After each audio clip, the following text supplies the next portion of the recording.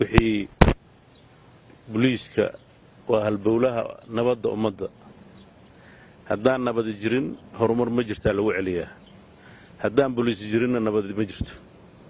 marka booliiska runtii waa dareemi karnaa xaaladda lagu jiro iyo waqtiyada la soo maray kormeerkeenu markuu dhammaado waxaan rajaynayaa inay qorshe cad u ka soo baxo wixii ciidanka la gudboonna iyagaa looga baahan yahay wixii dawladda dhexe looga baahan yahayna waa ballan qaadaynaa laakiin waxaa saldhig ah wixii dadku ay inagu og yihiin oo ah inaad nabadgelyadoodii amnigooda ka shaqaysaan inay noqoto wax la taaban karo maalin dhawaad waxaan lagu xantay markaan soo galaynay dadka magaalada waxay dhaheen askari labisan maan arki jirnay maanta xagee ka soo baxeen marka maalintii qof imaanaya inaad soo labisataan oo maalmaha kalena makhaayadaha dadka ku xiriirisaan oo kuwa meelaha ku dirra aad noqotaan isma qabanayso haddii ilaahayd waxaa la rabaa qofka booliiska ah inuu dadku markay hurdaan xataa uu soo jeedo markay soo jeedaan uu la soo jeedo heegan 24 saac bay ku jiraan siday isu beddelayaan waa hawshooda laakiin runtii waxyaabaha aan ku soo aragnay saldhigga aan filaayo qoobaha kalena inay sidaasoo kale yihiin wax degdeg aan ka qaban doonnaa haddii ilaahay ka dhigo agabkii lagu shaqayn lahaa iyo duruuftii lagu shaqayn lahaa tabarteennu inta ay tahay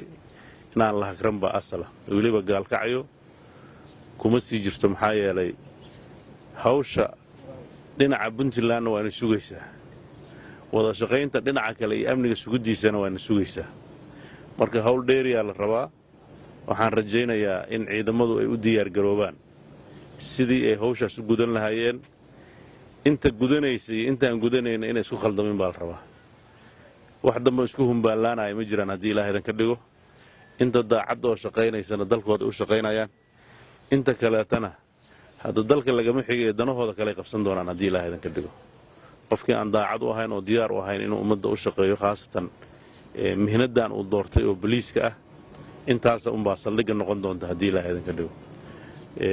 nambar aad u fara badan baa gobolka mudug ku qoran gaar ahaan degmada nambar aad u badan baa ku qoran haddana dadku waxay tabayaan dhaliilaha u weyn oo bulshada waxgaradkeeda oon xalay iyo shalay la shireen ugu weyn waxa weeye oo isku raacsan yihiin